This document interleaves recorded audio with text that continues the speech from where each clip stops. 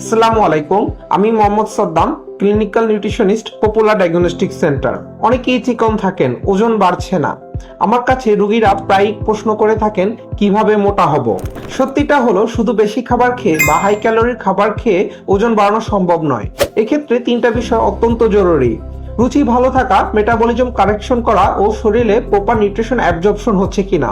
এই তিনটে বিষয় ঠিক না থাকলে শরীরে ওজন বৃদ্ধি পাবে না। ঠিক এই জায়গায় কাজ করে মায়াবতী ডেইলি নিউট্রিশন প্লাস, যা রুচি বাড়ায়, হজম বা মেটাবলিজমকে শক্তিশালী করে ও নিউট্রিশন অ্যাবজর্পশন বাড়িয়ে ব্যালেন্স ভাবে ওজন বৃদ্ধিতে সাহায্য করে থাকে।